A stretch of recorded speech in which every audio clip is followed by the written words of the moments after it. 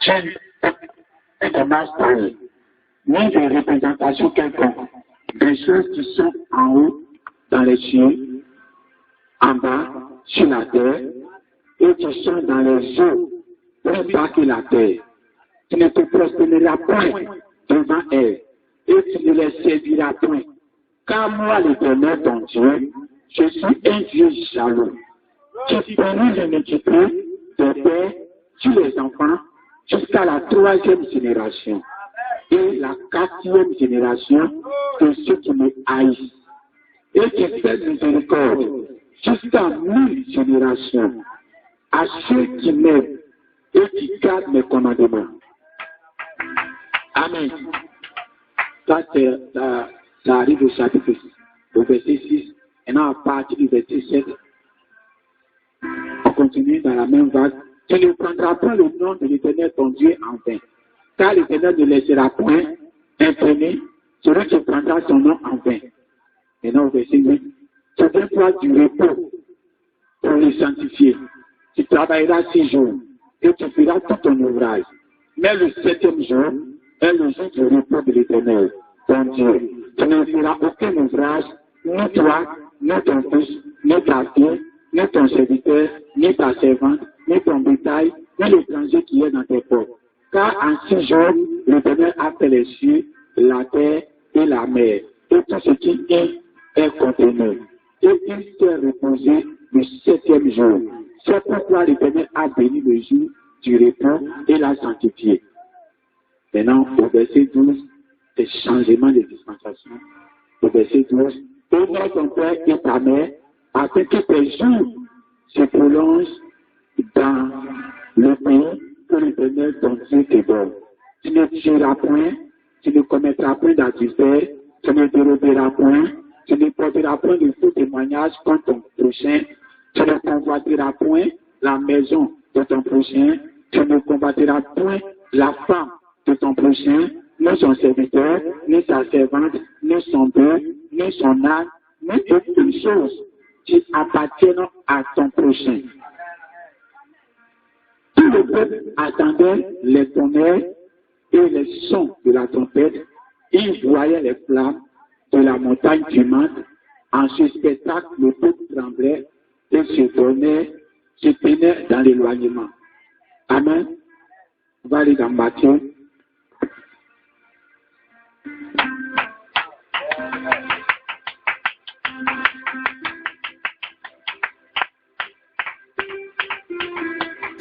Amen. Regardez sur Matthieu.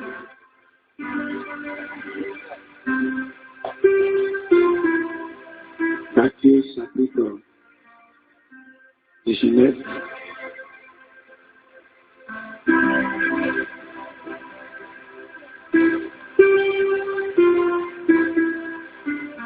Le verset 20. On va commencer au verset 16. Puis 19, le verset 16. Et voici un jeune homme, un homme s'approcha et dit à Jésus, Maître, que dois-je faire de bon pour avoir la vie éternelle?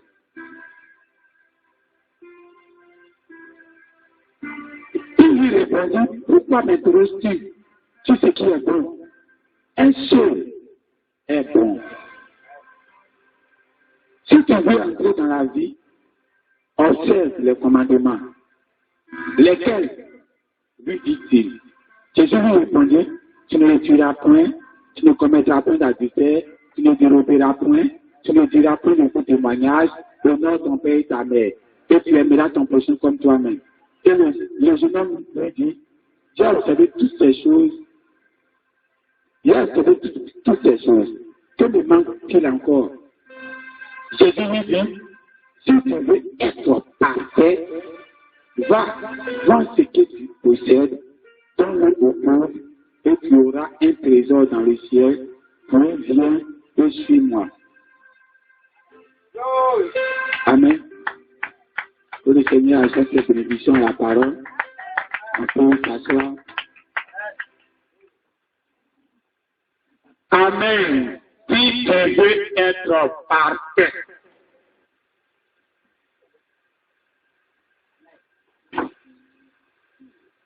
Parfait,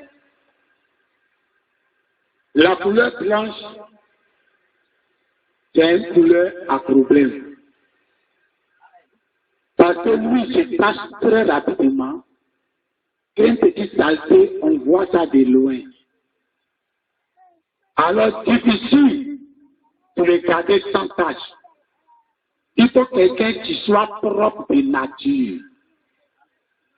Pour pouvoir avoir un habit blanc et la conserver blanc jusqu'à toute la journée.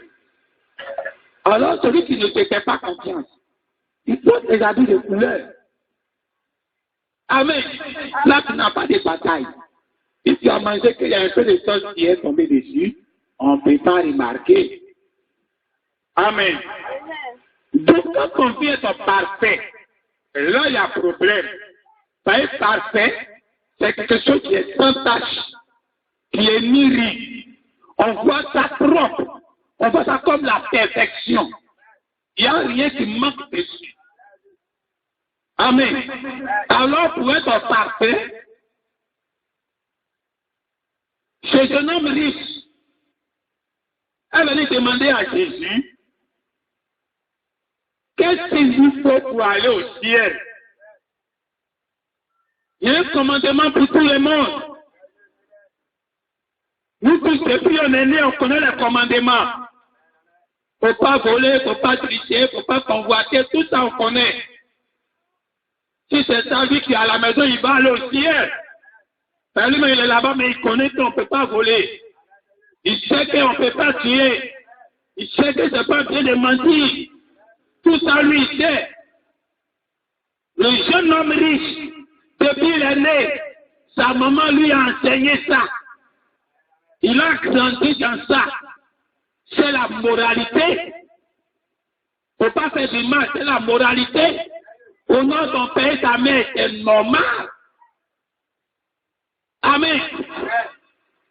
Alors il a grandi dedans. Et c'est un enfant sage, un enfant bon. Il a suivi le conseil de papa et de maman. Mais c'est avec ça on va au ciel. Quand les gens veulent entrer au ciel, à leur propre justice. Amen.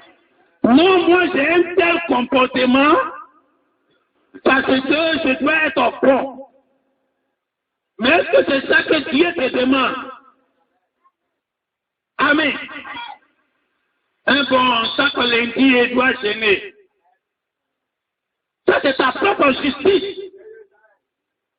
Ah, ça, c'est ce que Dieu te demande pour aller au ciel. Non, chaque jour, je dois gêner, je dois prier une heure. Une heure. Ça, c'est sacrifice personnel. Ah, c'est ce que Dieu t'a demandé pour aller au ciel.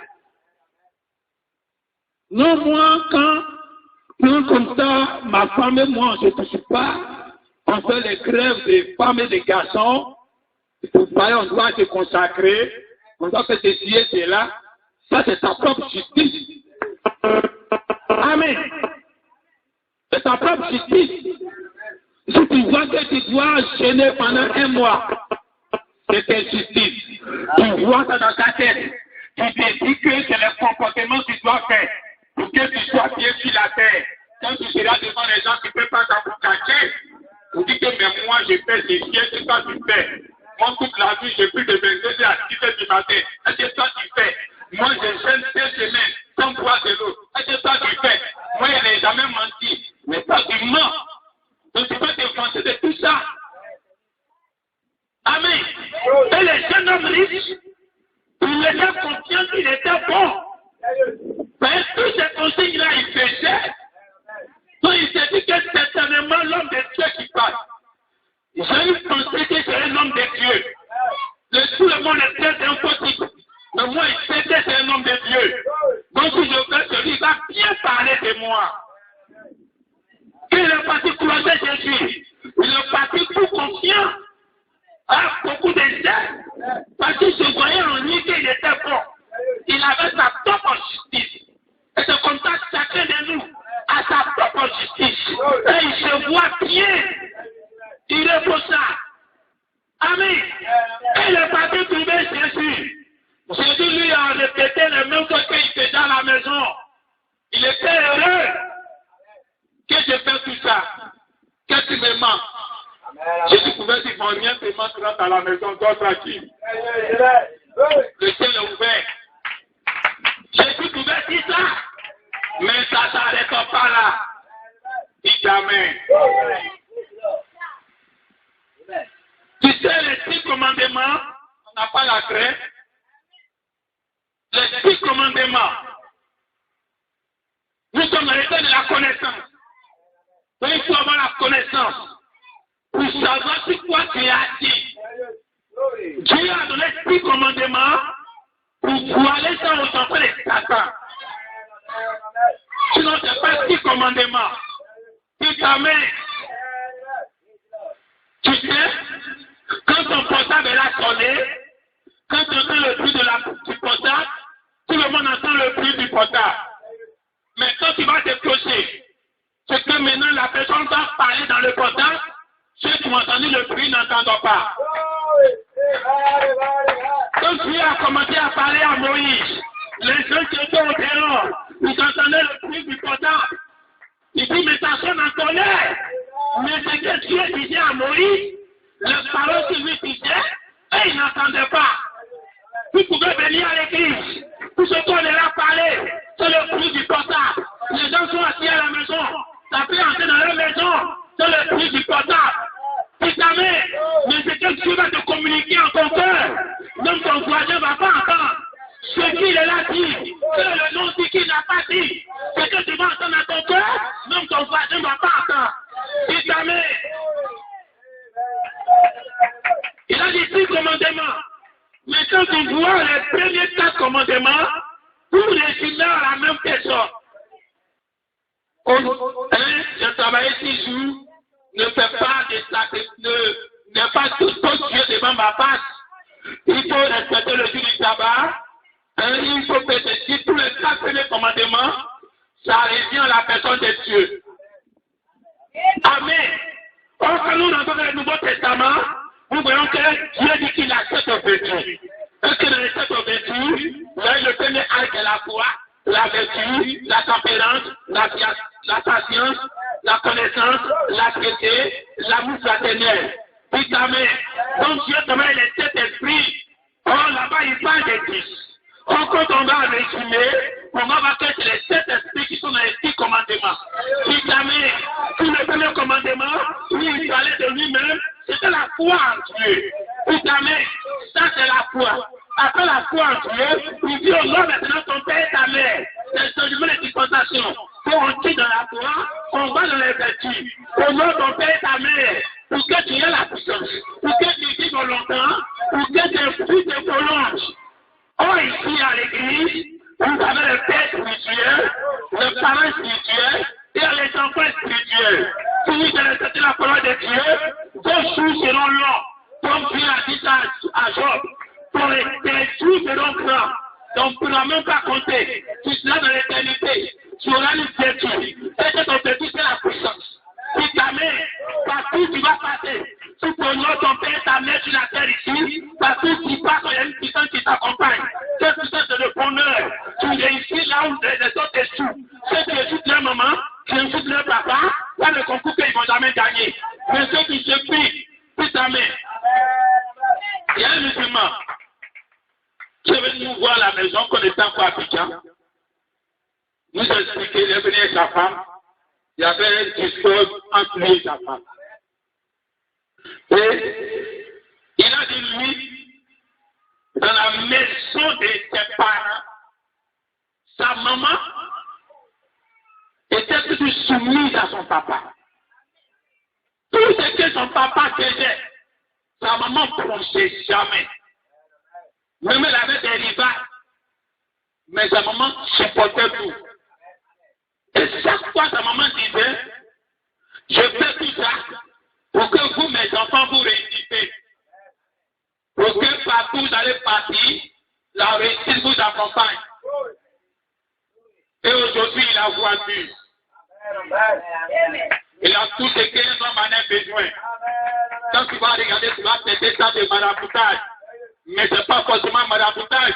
Il y a les sacrifices des mamans dans ce foyer-là. Si jamais. Alors tu dois savoir qu'il y a des fondeurs qui accompagnent des enfants. Peut-être comme ce n'est dans le même problème, mais lui il va s'en sortir. Mais qu'est-ce qui fait ça? C'est la grâce de ses parents qui l'accompagnent partout. Alors un enfant qui honore son père et sa mère, les bénédictions de ses deux parents qui sont reposées sur ses épaules, cet enfant ne peut pas avoir les mêmes échecs, les mêmes problèmes qu'un enfant détruit à ses enfants, à ses parents. Amen. Alors cet objectif, ça intervient au deuxième. Et après ça, il dit, amen, je vais essayer de relire, pour suivre étape par étape, les 10 commandements. Amen. Je vais reprendre encore le chapitre Exode 2. Ok. Au nom de ton père et ta mère, ça c'est la vertu. La deuxième étape. Après ça, il dit, tu ne tueras point. Amen. Ça c'est la connaissance. Amen. Après la vertu, c'est la connaissance. Tu ne tueras point. Si tu as la connaissance de Dieu, tu ne peux pas faire du mal à ton prochain. Tu ne peux pas tuer. C'est par manque de connaissance que tu peux tuer ton frère que tu vois. Ce que ton frère fait, ce n'est pas lui qui fait. C'est l'esprit qui est en lui, tu veux faire ça. Voilà pourquoi la Bible nous dit, on n'a pas à lutter contre la chair et le sang, mais c'est contre les principautés. Donc si ton frère te fait du mal, pourquoi le poignarder? Pourquoi tirer sur lui? Si tu as la connaissance de savoir que c'est un démon qui le maltraite, tu dois aller prier pour qu'il soit délivré. Amen. Donc il y a un problème de connaissance. Pour quelqu'un qui tue l'autre, il a manque de connaissance. Parce que quand tu as tué, le démon qui t'a fait du mal, le démon n'est pas mort. Et le démon va aller posséder une autre personne, tu vas venir te répéter la même chose. Et tu vas tuer, en train d'engrandir le péché sur toi. C'est le même démon qui te fait ça, qui est ton réel ennemi. Tu ne vas jamais le tuer en réalité. C'est la prière seulement que tu fais pour délivrer ceux qui passent par eux pour te fatiguer. Mais par manque de connaissance, tu tues ton prochain. Et il s'en va, il possède un autre, et il continue le même travail. Donc il y a un problème de connaissance, puis celui qui tue son prochain. Après ça, il y a la tempérance. La tempérance, c'est le côté où tu ne commettras point d'adultère. La tempérance, quelqu'un qui peut se supporter, quelqu'un qui peut se condenser, quelqu'un qui peut se maîtriser. Puis ta main, pour ne pas tomber dans la convoitise, pour commettre l'adultère. Avec une femme qui n'est pas pour toi, qui est encore seule, qui n'est pas encore arrivée à l'âge de mariage. Mais tu viens anticiper, tu n'as pas la tempérance, tu dois te calmer, maîtriser tes émotions, maîtriser tes symptômes. Tu t'amènes, donc si tu n'as pas la tempérance, tu tombes dans l'adultère, tu es parti en voyage, ta femme n'est pas là-bas, il faut être tempéré, pour attendre qu'elle sera là, et c'est aussi pour la femme. Mais si tu n'es pas tempéré, tu ne contrôles pas tes 5 sens. C'est tes 5 sens qui te dominent. Mais si tu ne domines pas tes 5 sens, alors tu commets l'adultère par manque de tempérance. Après la tempérance, viens maintenant tu n'es déroté la pointe. C'est la vertu de la patience. Amen. Quand on continue que personne n'a pas encore ce qu'on veut, et on est pressé d'aller avoir. Hein? Ta soeur a portable, tu n'as pas portable, tu dois créer les conditions pour avoir portable. Alors tu commences à voler à gauche, à droite, bloquer les jetons de marché, hein, pour cotiser, voir s'il y a quelque chose de tes parents qui est isolé, ils ont oublié que ça ira. Tu as un besoin, tu vois que ton temps n'est pas encore arrivé. Il faut être patient pour attendre. Il y a le temps que tu dois avoir voiture. Ce n'est pas encore arrivé.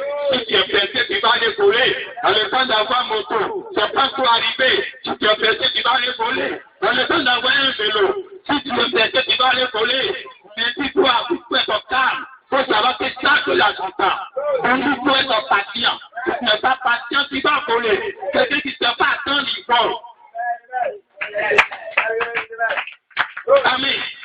Donc après, tu ne tu ne déroberas point, tu ne prendras pas de faux témoignages. Ça, c'est la 6e vertu. C'est la vertu de la piété. Avoir le comportement de Dieu. Mauvaises paroles de ton frère ne sont pas de ta bouche. Les faux témoignages ne sont pas de ta bouche. Tu gardes toujours une bonne pensée, un bon comportement devant les hommes. Même quand tu es dans les soucis, quand on te voit, c'est comme si tu n'as pas de soucis. Amen. Et dans le comportement de la piété, c'est de vivre ta religion dans n'importe quelle circonstance. Quand on te voit, on sait que c'est une chrétienne qui est là. On sait que c'est un chrétien qui est là. Quel que soit ce que tu traverses, quel que soit ce que l'homme en face est en train de faire, mais ce qui sort de ta bouche est positif. Amen. Pour le comportement de la piété, c'est de montrer à ton frère que tu vas toujours parler en bien. Parce que si les gens ne savent pas le secret de parler en bien, le secret de parler en bien. Amen. Jésus a donné ça sur notre page. Il dit quand vous partez évangéliser, c'est le bonheur de partir donner à une maison. Il dit si la maison ne vous reçoit pas, hein? Il dit quand vous arrivez d'abord saluer la maison, il dit que la paix soit avec vous. Hein? Maintenant, si la maison ne vous reçoit pas, votre père retourne à vous. Est-ce que vous comprenez? Donc, est-ce que c'est mauvais de bénir quelqu'un? Donc, je vais vous donner maintenant comment parler en bien. Parce que tu te fais du mal. Les suites sont en train de te tuer. Il dit non, que Dieu te pardonne. Mon père ne te souvient pas de ses fautes. Père, il faut le bénir. Mon père, il va souffrir. Quand on dit non, mais il va payer. Non, il ne va pas payer. Il doit être béni. Tes paroles montent au ciel. Quand ça arrive chez Dieu, c'est Dieu qui est le juge. Il voit que l'homme ne mérite pas. C'est à toi, il ne mérite pas le bonheur. Quand il dit je lui donne le bonheur malgré tout. Mais quand ça arrive, je veux dire que je donne la chacun selon ses yeux. Celui va dire il ne mérite pas. Donc ton bonheur là, il te retourne. Amen. Est-ce que vous comprenez? Bénissez ceux qui vous font du mal. Vos bénédictions vous retournent. De toutes les façons, c'est Dieu qui sait qu'il ne mérite pas. Mais toi, tu le bénis de tout ton cœur. Et finalement, il n'est pas béni. Et ta parole te retourne. Sur le retour à l'envoyeur. Ce que les péticheurs font là, c'est nous les chrétiens, on fait ça. Mais nous, on ne fait pas ça d'un côté mal. On sème ce qui est bon. Si la personne qui est là, il ne peut pas recevoir, son ce qui est bon, on lui a donné là-bas, nous les bénis. Nous savons ce qui est bon partout on passe. Même avec nos ennemis, savons ce qui est bon. La personne qui ne peut pas recevoir notre bonheur, ça doit doubler sur nous. C'est une parole que tu as relâchée, comme le pasteur a prêché ici. C'est une semence que tu as sémée, tu vas forcément produire. Mais si la terre n'est pas bonne là-bas, parce que c'est une bonne terre, tu vas plus recevoir ta parole là chez toi. Et tu vas bénéficier de l'avantage. Que tu as voulu chez nous, mais lui ne t'est pas dit. Amen. Donc parlez en bien de tous ceux qui vous font du mal. Et maintenant, la 7e vertu, qui est le dernier commandement, qui est le 10e ici, il dit, tu ne combattras point la maison de ton prochain, tu ne combattras point la femme de ton prochain, tu ni son serviteur, ni sa servante, ni ses bœufs, ni son âne, ni aucune chose qui appartienne à ton frère. Voici un peu. Ça, c'est l'amour fraternel. Tout ce qui est à ton frère, vous aimez ça. Vous aimez parce qu'il a ça. S'il a 10 000 aujourd'hui, que toi, tu as 5 000, vous aimez les 10 000 dans ta poche. Il ne faut pas aimer les 10 000 dans ta poche. Amen. S'il a une jolie voiture, vous aimez la couleur de sa voiture à lui. Il s'en va ensemble du béni les deux. Il ne faut pas dire que c'est moi, mais il doit rouler dedans. Donc, le 10e commandement, qui est la 7e en réalité, c'est de voir tout ce qui est bon chez ton frère et de le bénir avec, et de ne pas convoiter ça, à avoir ça aussi. Amen. Il a quelqu'un qui travaille bien dans ta maison. C'est très bon. Mais tu vas aller torpiller la personne pour que la personne vienne travailler pour toi. La Bible t'a déjà condamné. Tu n'as pas aimé ton prochain. Mais monsieur, il est venu voir Jésus. Il dit, oui, ton bon. Je dis, un seul est bon. Il n'y a que Dieu seul qui est bon. Pourquoi Dieu me concerne sur ce qui est bon? C'est Dieu seul qui est bon. Maintenant, il dit, ok, tu peux citer le commandement. Puis il a cité, il a mis dedans, tu aimeras ton prochain comme toi-même. Il dit, ok, moi, ça, je respecte. Mais quand les gens prêchent, ils ne sont pas prêts à vivre. Je dis, il dit, ok, tout ça, tu fais, je suis content. Parce que tu crois à la parole, tu crois à Malachi 4, tu crois à tout ce qu'il a prêché. Les gens disent, oh, nous, on croit au prophète, c'est suffisant. Quel que soit où on se trouve, c'est pas grave. Ce qui est dit, le peuple croit le message, faut le laisser comme cela. Ce qui est dit, c'est un enfant de Moïse, faut le laisser comme cela. Il faut laisser commandement, faut le laisser comme cela. Mais ça ne suffit pas. Dieu lui dit, va et prends tous tes biens. Faut partager aux pauvres. Et puis les biens, et puis suis-moi. Ça allait soumettre tous les commandements. Amen, amen. Oui. Amen. Les biens, et puis suis-moi. Ça veut dire qu'il faut aimer Dieu que ton argent. Vends tous tes biens pour partager aux pauvres. Ça veut dire que c'est l'amour des hommes. Avec ton prochain comme toi, me dit les choses là. C'est ce que tu allais faire. Les prix que tu as, et puis tu es content d'avoir ça. Regarde chez ton prochain aussi. C'est ce que tu dis. Ce que tu aimes qu'on te fasse, fais-le aussi aux autres. Si tu aimes l'argent, donne l'argent aux autres. Tu aimes voiture, donne voiture aux autres. Donc il dit, il respecte tous. Ne pas que c'est élémentaire. À la pratique, maintenant, c'est un problème. Donc, il va prendre tout tes biens. Il y a plus de ça. Donc, ce que Jésus lui a dit, va prendre tous tes biens. Quand tu as fait des gens, l'argent que tu as gagné, partage ça à tes prochains. Quand tu as envie de partager, donne tout à toutes tes prestations, et puis viens et puis suis-moi. Si tu l'as suivi, ça montre que tu aimes Dieu, que tes biens. Si tu as partagé tes biens aux autres, ça montre que tu aimes ton prochain comme toi-même. Et là, il y a ce qu'il ne peut pas faire. Quand le monsieur arrive au 6e vertu, il a la foi en Dieu, la tempérance, la piété, l'amour fraternel. Il a tout ça, mais arrive à l'amour fraternel. Où on va partager, on va communier. Les gens de Kéta, ils n'en ont pas besoin. Quand on ne peut pas communier avec quelqu'un qui ne croit pas comme nous, quelqu'un qui n'a pas vu comment il a gagné mon argent, et puis il a dit qu'il y a à le partager. J'ai hérité ça de mes parents lui ont rien laissé. Pourquoi moi, je dis ce que j'ai hérité, c'est ça que je dois aller lui donner. Oh, il n'y a rien à gagner sur ce père. C'est que tu gagnes ici, tu as de la pourriture. Toute la main. Et le monsieur, il est parti chez lui. Il a oublié qu'il a croisé Jésus un jour. Il jouissait dans ses récoltes. On l'a rempli grenier. Le jour, il a fait la fête. De tout son argent, il va avoir. Toute sa richesse. Il a le de boire. Et il disait, mon âme, je me repose en paix. Tu peux manger des jours, et des jours, et des jours. En même temps, Dieu lui dit, insensé, tu es trop méchant. Aujourd'hui même, tu vas prendre ton âme.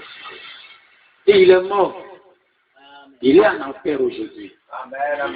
Tout simplement, la dernière étape, il n'a pas voulu franchir ça pour aller à la 7e étape, qui est l'amour fraternel.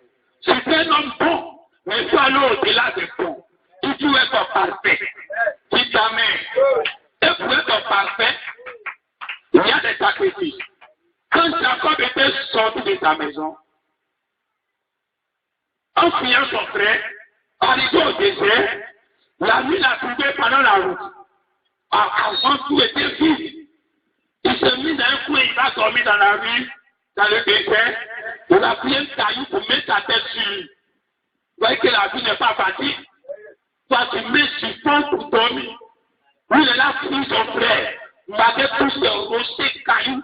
Il va mettre sa tête ici dans ma tête. Comment il dormait? Il a un songe. Il rêve. Il y a un échelle qui monte au ciel qui descend. Et il y a les anges qui sont en train de monter sur l'échelle et puis ils descendent. Et il voit au bout de l'échelle, Dieu était au bout de l'échelle, et Dieu a commencé à lui parler. Quand il s'est réveillé, il a dit, ici c'est la maison de Dieu. Quand il a dormi dessus, il a pris ça comme un monument, il a versé l'huile dessus, il a fait les libations, il dit ça, si tu me gardes, et que je reviens, je vais te faire la tour ici. C'est comme ça qu'il est parti. Arrivé où il est parti, le Dieu est arrivé chez Dieu pour qu'il quitte là-bas. Dieu lui dit, sors maintenant et pour nous qui est quitté, du pays que tu es né. Quand il retournait, il est arrivé là, il a remercié son Dieu. Il est arrivé au Jourdain, il a traversé. Son frère en face arrive. Son frère venait avec 400 cavaliers pour le faire par là. Et il a appris qu'il était traumatisé. Pendant la nuit, Dieu a changé son nom de Jacob en Israël. Ça lui a donné la foi, il a pas dit affronter son frère, rien ne s'est passé. La force de Dieu, ce n'est pas pour aller faire malade. Il a créé l'amour, il a enlevé la haine. Il a créé l'amour. Quand Esaü a vu Jacob, l'amour est né, la haine est tombée. Il a pris son frère bras à bras, ils sont rentrés à la maison. Ils ont demeuré dans le même pays. Leur papa et moi, ils l'ont enterré ensemble. Isaac et moi, ils l'ont enterré ensemble. Maintenant, il va faire encore une deuxième monument. Dieu dit, va encore à Bethel, là où j'étais apparu. Arrivé là-bas, Dieu encore commence à lui parler. Il fait un deuxième monument. Le monument qu'il a fait, il a versé lui dessus, il a béni ça. On voit que Jacob fait de monument en monument. Quand ça peut Dieu, il a fait un monument, là vous allez répéter un deuxième monument.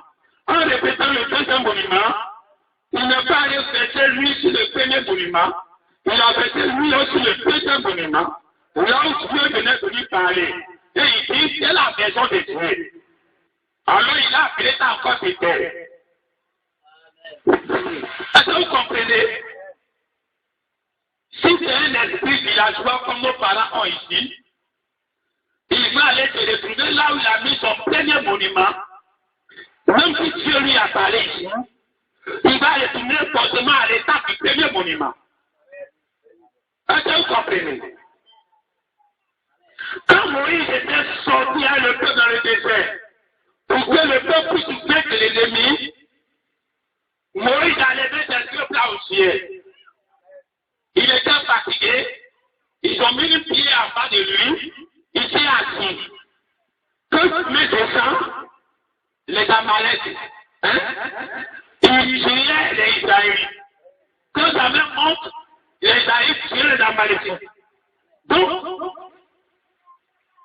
deux de ses frères, lui depuis Aaron, ont tenu ses mains au ciel. Ils sont bloqués. Quand ils sont bloqués, Israël a taillé tout son ennemi. Amen. On sacrifiait Jésus à la croix. Jésus à la croix, le premier monument que Dieu nous a donné. Quand Dieu est arrivé à la croix, et là ils ont pointé sa main. Quand ils ont pointé sa main, alors chaque fois que tu seras devant Satan, tu te souviens qu'il y a Jésus qui est mort à la croix, que ses mains sont restées sur la croix, donc tu as la victoire sur la maladie, sur les démons, sur la pauvreté, sur l'obstacle. Amen. Même dans la même Bible, on nous dit quels sont les éléments de la parole de Christ. Et tantôt à ce qui est parfait. Les éléments de la parole de Christ, il y a la mort de la croix dedans. Amen. C'est le premier monument où Dieu a versé lui. La Pentecôte, il a versé lui de la Pentecôte. Il a mouillé ce premier monument. Par la Pentecôte, il a déversé lui. Comment Jacob a déversé lui sur la première maison de Dieu qu'il a appelée Bethel. Mais Jacob ne s'est pas arrêté là.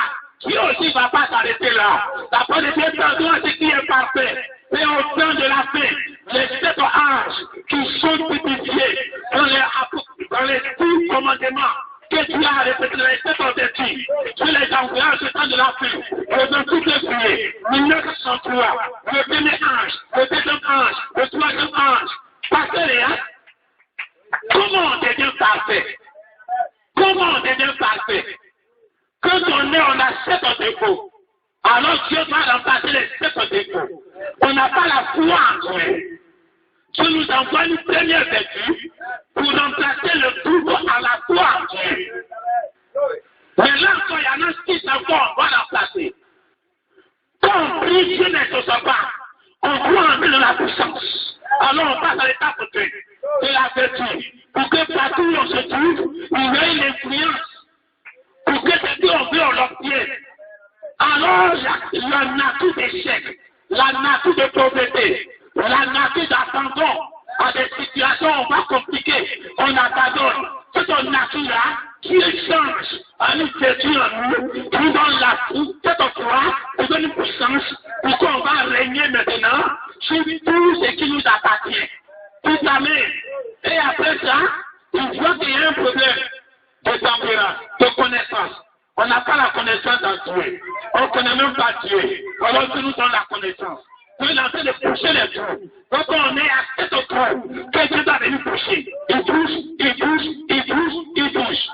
Tout amen. Donc il envoie les anges, il pousse à tout moment. Maintenant il va arriver au 7e. Et il envoie le 7e, il pousse la haine pour en accord notre frère.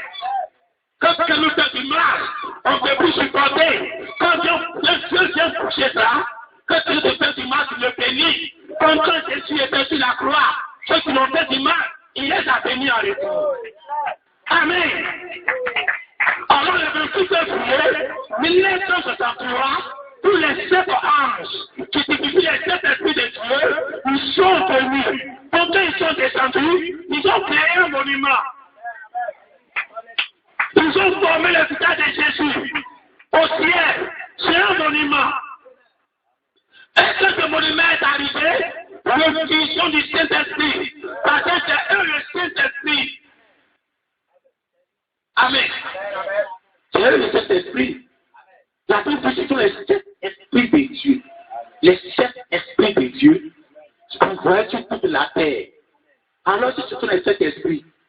Le Saint-Esprit. Le Saint-Esprit divisé en 7 vertus. Donc c'est le Saint-Esprit qui est descendu, qui a fait un monument. Et quand il est descendu, maintenant la terre en ce temps de la fin, quand il va se mettre en genoux pour prier, est-ce qu'il va regarder la croix de Golgotha?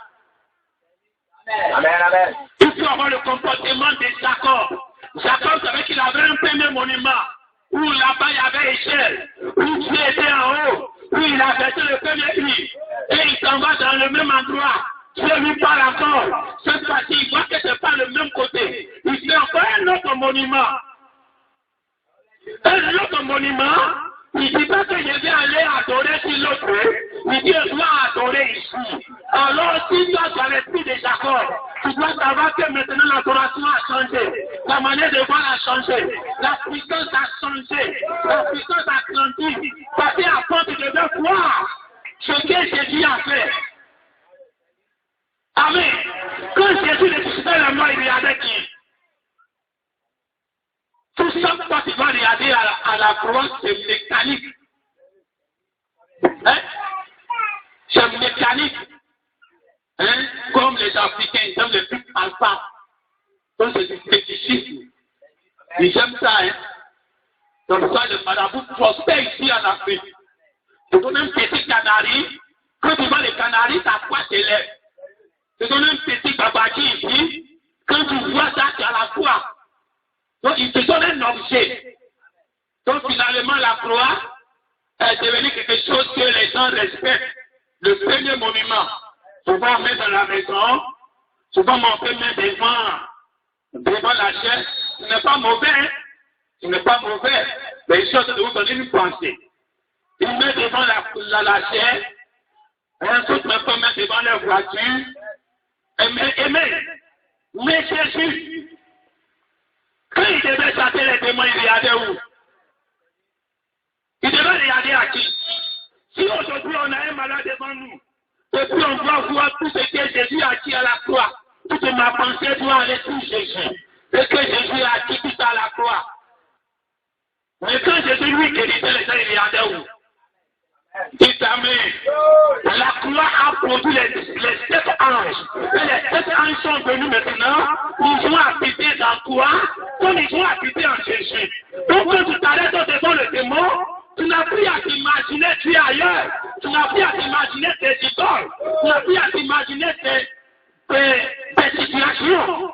Tu es dans toi. Et tu sais que si les 7 esprits sont en toi, les 7 couleurs sont en toi, la personne du Saint-Esprit. Quand toutes les 7 couleurs sont en toi, tout ce que tu vas prononcer, Satan doit voir ça en toi. C'est le bébé qui prie sous couvert. Amen. Il prie sous couvert. C'est le bébé. Le bébé se met en genou. Il dit, oh, Satan, tu sais que Jésus est le mort là pas pour moi. Et il a payé le prix il y a longtemps. Alors toi, tu ne peux pas me faire ça aujourd'hui. C'est le bébé. Non, tu sais qui est mon papa. Et tu parles toujours au dépens des autres. Tu sais qui est mon papa. Tu sais qui est mon grand frère. Si je l'appelle et toi-même, tu es qui? Ça c'est la besoin de tabac que tu as aujourd'hui. Je connais Jésus. Parce qu'il a dit aux 7 enfants de Séba et aux 7 enfants de sacrificateurs. Hein? Il dit, je sais qui est. Il sait qui est. On laisse Jésus. Je sais qui est Paul. Paul est né comme nous. Mais Satan le connaît. Si Paul avance devant Satan, il n'a même pas de... Paul n'a pas besoin de se souvenir de Jésus. Paul savait ce qu'il était. Il se tenait devant Satan. Il dit, Satan, faut quitter. Et puis Satan quitte. Quand Pierre se promenait, arrivé un moment, Pierre voulait adorer Jésus. Parce que Jésus montait au ciel, il voulait se mettre en genou là. Il voulait y regarder. Ils sont concernés depuis qu'il était là. Les gens lui ont dit, mais ne restez pas ici. Et même Jésus qui est parti, il va revenir. Quand il va revenir, il sera en vous. Il sera en vous la performance qu'il avait. Ça va se trouver en vous. Quand il est descendu le 26 à la chambre haute, quand Pierre sortait maintenant, il dit, il n'est ni or ni argent. Mais les 7 couleurs qui sont en moi, il faut se lever, tu vas marcher. Mais les 7 couleurs qui sont en moi, tes cheveux vont souffrir. Mais les 7 couleurs qui sont en moi, le démon va te quitter. Alors il a dit ce que j'ai. Il n'a pas dit tout ce que Jésus a fait à la croix. Il a dit ce que j'ai. C'est eux qui sont matures. Il sait que tu es dans lui. Il va opérer la même chose. Jésus ne regarde pas à la croix pour faire un miracle. Si tu regardes à la croix pour faire un miracle, tu es encore bébé. Il faut évoluer. Et l'évolution de la croix a fait naître les 7 esprits. Et les 7 esprits sont descendus pour se fouiller dans des choses. Et s'ils sont en toi, quand tu viens devant les démons, tu dis ce que c'est. Hier soir, que les 7 couleurs de la quantité, que les 7 sont nés en moi, qui sont une fille.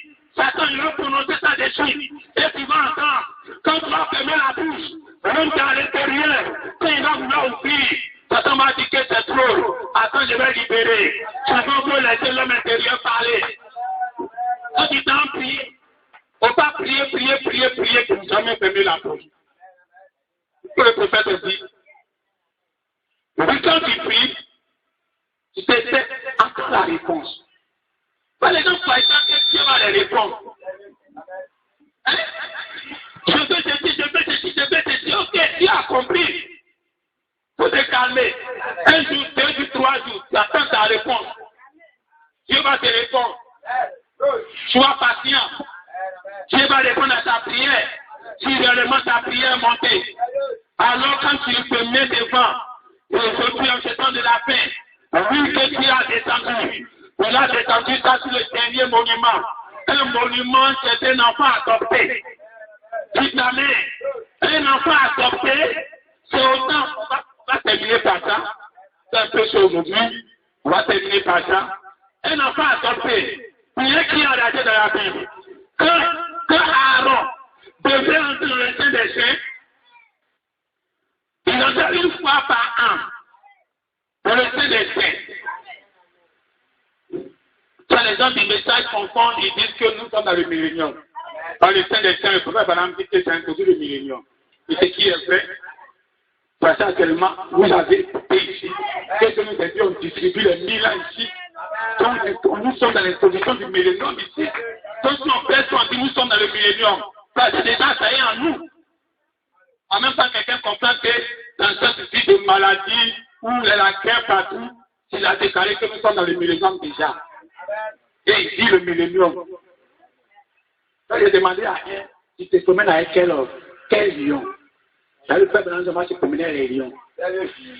Il dit, tu vas voir la femme, tu sais, Jésus en Europe, les femmes aiment se promener avec les chiens. Il dit, tu vas voir la chair, au lieu des chiens, un lion qui l'accompagne. Un gros panthère. Où tu as vu ça? La parole ne va pas te concrétiser. Même si on dit une parole est esprit, et sa manifestation est différente de façon qu'on a parlé. Mais il y a des indices qu'on doit voir. Il y a des indices qu'on doit voir. Hein? Quand j'étais à la maison, le révérend n'est pas très parler sur certaines choses dans l'Apocalypse. Il y a des indices qui sont là quand même en voit. Où tu te promènes à un lion. S'il n'y a pas de lion, il s'intitule le lion quelque part, on va voir. Si seulement il comprend ça à un lion naturel. Quand tu comprends un lion spirituel, il faut mériter dans terre. Amen. Mais ils n'ont pas compris le sein des saints. Oh, le sein des saints, c'est l'adoption. Amen. Lui, qu'on versait sur la tête d'Aaron, ça coulait jusqu'à sa barbe, jusqu'au bout de sa robe. Il revenait une seule fois dans le sein des saints pour aller faire les sacrifices. C'était le signe de l'adoption, le fils de Dieu qui entre dans le sein des saints, il est oué. Il est oué de sa tête jusqu'à ses orteils. Vous avez le Saint-Esprit. Ça. Amen.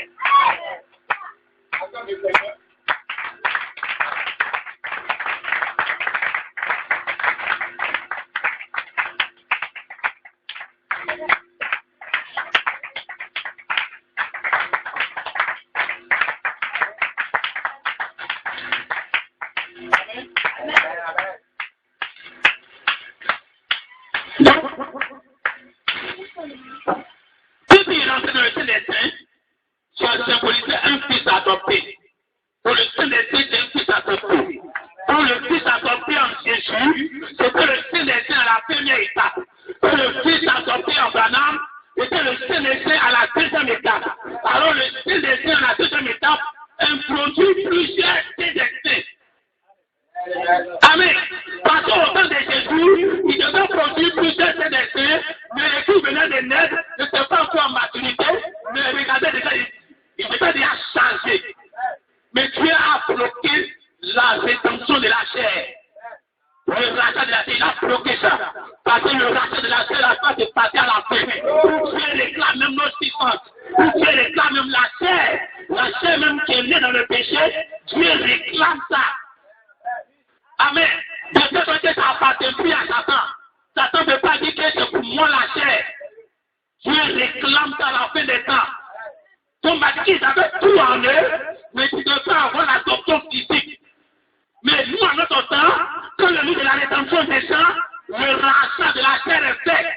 Donc, quand le bénéfice adopté est adopté, il n'y a plus de blocage pour que nous, les autres, on soit à son image de façon sexuelle. Amen.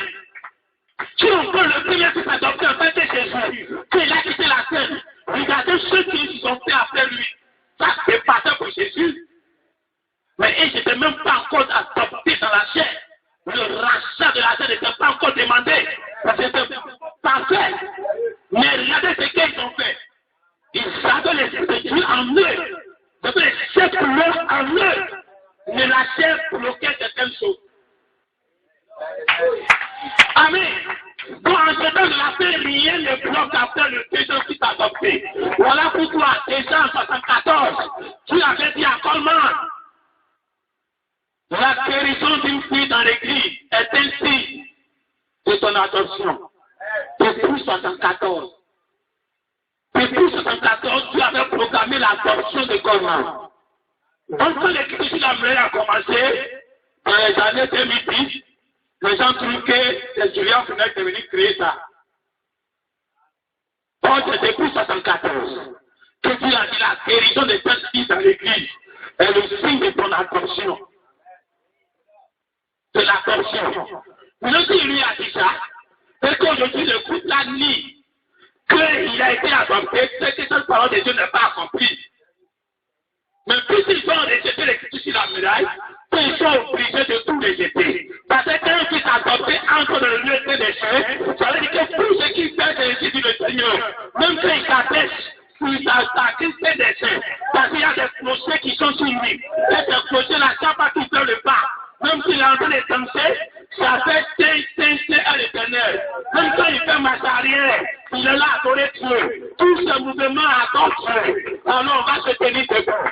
Si Dieu a adopté tous ces gens, c'est parce que toi aussi, il doit t'adopter. La troisième étape, ceux qui vont manifester la troisième étape, ils seront aussi adoptés. Même lui qui l'a fait Dieu, qui a coulé sur les têtes, jusqu'à l'air propre là. Toi aussi, ça a coulé sur toi. Les démons ne vont pas voir la couleur de Jésus pour te respecter. Mais ils vont voir ce qui est en toi pour te respecter. Aujourd'hui, toi même tu dois savoir ça. Si toi tu n'as pas compris ça, c'est pas les démons qui vont comprendre ça à ta place. Tu dois savoir que tu n'es plus à la croix de Jésus. Parce que Jésus a fait sur le très monument. Et ils sont pas venus en tant qu'esprit. Quand pendant la mort, ils vont rester où? Quand pendant la mort, ils vont rester où? Ils vont rester en toi. Tu continueras à travailler. Alors quand tu vas te tenir devant un démon, tu vas dire comme Pierre a dit, ce qui est en moi, je te le donne aujourd'hui. Tu peux te lever, le démon va quitter. Chaque corps ici, les démons vont quitter le corps. Parce qu'ils vont reconnaître, même si tu es dans un corps, comme le méthodiste j'ai vu ici, j'ai vu la chair d'un autre aspect, j'ai vu le blé d'un autre aspect. Oh, ce autre aspect, c'est ça qui mouille Satan. Ce n'est pas ce corps qui mouille Satan. Alors le jour de la détenue là, tu vas dire que le autre aspect de moi, que le autre aspect de la chair est sorti, c'est le même habit qui était sur elle. C'est le même habit. Avec où elle a été là, si je la voyais comme ça encore, c'est qu'elle a porté là. Même chose aussi pour le révérend. Ils ne changent pas d'habit. C'est là un jour qu'ils vont se découper. Tu vas regarder, tu vas voir deux révérends, tu vas voir deux chefs, tu vas dire, mais je ne savais pas que tu étais jumelle. Mais quand tu vas regarder lui, son visage, il n'y a pas de souffrance dedans. Son visage, il n'y a pas la peur. Son visage, c'est comme quelqu'un qui moine tout, qui domine tout, qui n'a jamais souffert. Mais quand tu regardes, l'autre, elle est abattue, parce qu'elle est née de la terre, elle a la souffrance. Donc quand lui, il rentre dans l'autre, tu deviens parfait. On devait voir le Père, mais le Père était en Jésus. Mais quelquefois, le Père parlait au ciel pour se découper, pour montrer qu'il était ailleurs. Celui qui est mon fils bien-aimé, en qui son plaisir, il demeurait. Celui qui est mon fils bien-aimé, écoutez-le. Le temps que depuis longtemps, il était en Jésus. Mais quand il veut parler souvent, il sort un peu et puis ça. Au temps de Branham, les gens pensent à la de Péter en dehors de lui. Les gens disent ça dans le message. Pendant les discernements de pensée, il peut s'arrêter ici, et puis l'île du Seigneur il est là. Il a quelques mètres de moi. Il arrive maintenant. Il a 1 mètre de moi. Il a 50 mètres de moi. Il s'installe sérieusement à moi. Quand les gens entendent ça, ils se disent que ce qui n'est pas en lui, il est ailleurs, et puis au moment où porté, il vient. Oh, c'est faux. Même quand il est dans la rue, il fait le même discernement. Même quand il est à la salle, il fait le même discernement. Quand il est en promenade, tous ces gens-là le tapent partout. Amen. Il voit avec, il se réveille avec, il marche avec. Donc celui qui est en vous, ne pensez pas que c'est un moment il vient, et puis c'est un moment il s'en va. Il est tout le temps avec vous, il dort avec vous, il marche avec vous. Un jour, vous donner l'impression qu'il va vous parler de quelque chose, et puis ça va les donner ailleurs. Ne vous essayez pas, c'est parce qu'il est en toi. Qui se sent comme ça d'ailleurs. Toi, tu es tenu debout. Tu dois voir ce qui ne va pas dans ta vie. Parce que tu donnes toute la connaissance. Comment tu dois chasser Satan? Tu ne chasses pas Satan sur le monument passé, mais tu chasses Satan sur le monument présent. Le monument présent, c'est Dieu dans un nord. Le seul couleur dans un nord. Tu savoir qui tu es. Tu regardes Satan face à face. Tu dis tu vas libérer ce corps maintenant. Et Satan va dire aux gens que je connais Paul, je connais son toit, je connais le révérend, je connais le pasteur est mort, je connais tel frère, je connais telle soeur. Mais toi qui tu es, Dieu voit tout ça. Dans même Piacaré là, il va prendre ton nom pour parler, il va prendre ton nom pour taper ta patrie. Et Satan va glorifier ton nom. Devant ceux qui sont sous les toits du Saint-Esprit, il va prendre ton nom pour glorifier ton nom. Il va dire, mais je connais ce monsieur. Si c'est lui, il était là. Il ne va même pas parler, il a quitté ce corps. Mais si c'est toi, et que tu as tapé beaucoup de tam-tam, il faut aller chez les 40 jours. Jésus avait dit à Pierre de demain, ils sont par jeûne et prière. C'est un petit secret. Ils sont par jeûne et prière. Donc, mais pourquoi il a dit ça à Pierre? Et à cette équipe, ils n'avaient pas encore le Saint-Esprit. Ils n'avaient pas encore l'arbre en eux. Ils n'avaient rien encore. De façon naturelle, quand quelqu'un gêne, il utilise ses 5 sens. Et il entre en contact avec son être surnaturel. Chaque être humain a un être surnaturel. Et cet être surnaturel prend le dessus des 5 sens. Alors ce qui va dire de sa bouche, ça prend forme dans son être surnaturel directement. Parce que ces 5 sens sont morts par les gènes. Et là maintenant, l'esprit peut briller. Est-ce que vous comprenez? Pourquoi Jésus donnait ce conseil-là? C'est parce qu'il n'avait pas encore reçu le Saint-Esprit. Mais quand Jésus a fini ça, il est retourné pour aller Seigneur lui-même. Il a dit, tout ce que je fais, vous allez le faire aussi, même depuis grand. Voilà pourquoi quand Pierre a reçu le Saint-Esprit, une maladie que quelqu'un a ça depuis il est né. Peut-être que sa pied était coupé, mais il a dit, il ne marche jamais. Et il a dit ce que j'ai. Il n'est pas parti prier. Pierre finit de manger les rassagés. Son ventre est clos comme ça. On a jeune éroqué. Les hommes nettoient. Les jeunes, les malades. Vous-même n'êtes même pas au courant. Son nom n'a qu'à passer sur seulement. Ça se lève, ça guérit. N'importe quelle maladie. Ce que Jésus avait dit là-bas, que plutôt le Seigneur est prié d'abord là. Le même maladie, on met là. Il se non plus. Il prie plus. Mais il se lève. Ça y est, son nom les a touchés. Qu'est-ce qu'il faut? C'est cette personne en toi. S'il est en toi, et ils n'ont qu'à taper tam-tam toute la nuit. Moi, je les vois, on était avec eux avant. Quelqu'un dit, ça pas clair. Toute la veille, délivrance. Ils ont prié, taper tam-tam, poum. On met 10 heures du temps. Pourquoi on va avoir petit résultat? Amen. Or, comme on était collés aux ceux qui faisaient ça, avant qu'ils vont venir là, ils gênent. Tout ce vendredi, on va faire la veille. Depuis lundi, ils ne mangent pas. On ne le voit même pas. Il est caché dans un coin. Quand il sort, c'est le vendredi. Puis il est assis là, il est fait. L'homme, il n'a qu'à venir. Mais quand il va venir là, il va prier. Jusqu'à ce que un petit passage, ou bien un petit terrain qui va s'aider un peu. Amen. Et j'appelle ça Saint-Esprit. Or, le Saint-Esprit, Satan doit le reconnaître à distance. Quand Jésus venait à distance, on reconnaissait Jésus. Si tu as quelque chose en toi, tu es différent. Je ne dis pas que tu ne dois pas gêner. Il y a des moments où tu dois te retirer. Pour dire que je dois me consacrer au moins à mon Dieu aujourd'hui. Pour un tel sujet, je me retire, je vais en plus un peu. Je m'en même prié un petit temps. Pour être communier à mon Dieu. Mais si tu penses que c'est par ça que tu vas résoudre tes problèmes, là c'est faux. Ce qui doit résoudre ton problème doit être en toi. Et tu dois marcher avec. Le jour que tu n'as jamais gêné, que ton ventre est rassasié pendant longtemps, un malade est devant toi, quand tu as prononcé la parole, il a guéri. Systématiquement, et dans cette église, où que la trace a changé, elle n'a pas gêné avant de venir le jour-là. Elle n'a pas prié déjà du temps avant de venir le jour-là. c'est qu'elle a bien mangé, bien revenu, bien rassasié, mais il faut que quelque chose soit en toi. Le jour qui va parler, c'était au champ. Et c'est sur l'autre champ. Le frère m'a croisé. Il dit que la soeur, ça ne va pas. Il dit qu'il est parti au champ déjà. Donc la soeur à la maison va l'appeler. J'étais au champ, à la plantation des papaye. Le téléphone sonne. La soeur me dit que c'est grave ici. Qu'il faut moi-même. Il dit, tu expliquer. Elle ne peut pas expliquer. J'ai essayé d'appeler les référents. Le frère David, je préfère David qui a marché.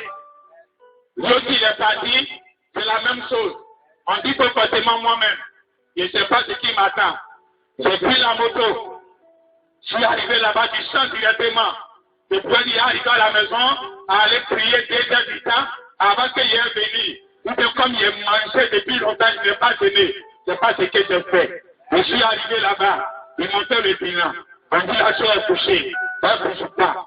Sa bouche est fermée. Ces choses-là, ça ne bouge pas. On s'en fait tout, ça ne bouge pas. Je dis, ok, chantez, vous verrez ça le faire David. Quand nous sommes arrivés, on a commencé à prier. On a commencé à coucher. On dit, ok, on commence à crier maintenant. Elle criait trop. Je dis, tout est maintenant. En même temps, elle s'est dit, on a continué à prier. J'ai dit, tous tes yeux. Pour tes yeux, là, on fait tes yeux. On a continué à prier. Elle dit, tu vas te lever maintenant. Et elle s'est levée. Elle est sortie pour aller s'asseoir. On n'a pas fait 10 minutes de prière. Ce qui était suivi depuis le matin, il n'y avait pas de solution. Ça a été réglé. On n'a pas besoin. Pour qu'il y ait quelque chose en toi, et pour qu'il y ait quelque chose, il faut que tu sois en contact avec la parole. C'est lui toujours manger la parole. Pour que ça croise de vertu en vertu. Pour la foi, la tempérance, pour la piété, l'amour fraternel. Et quand tu arrives à ce niveau, tu sais que maintenant tu peux parler comme Pierre. Tu peux dire, Satan, tais-toi, que ton bruit m'embrouille.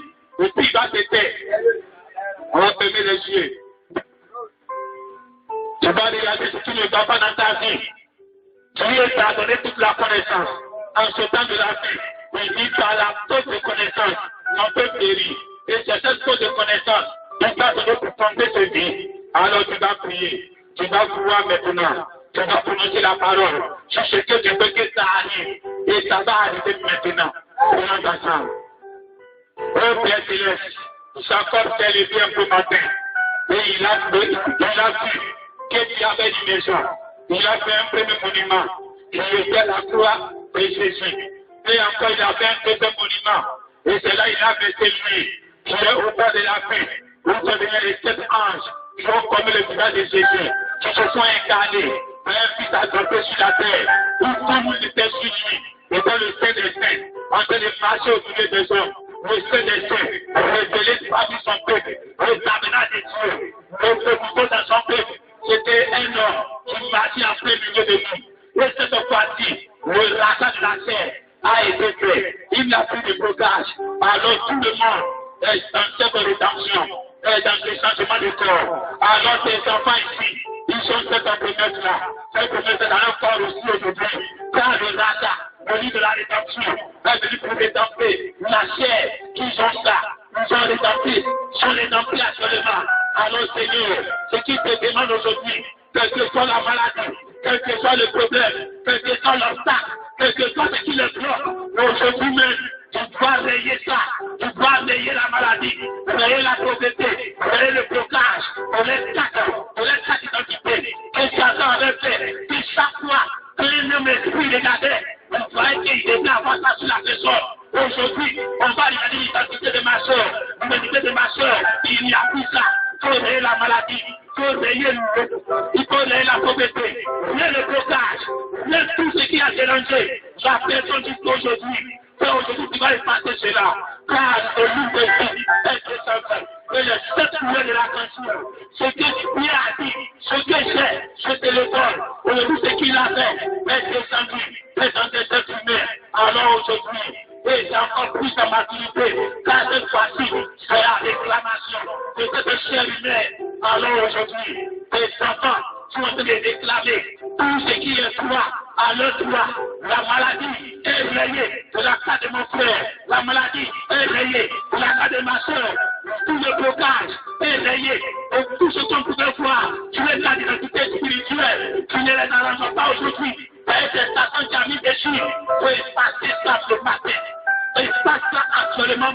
Ça doit être rayé. Une fois pour de bon. Sois béni, Seigneur.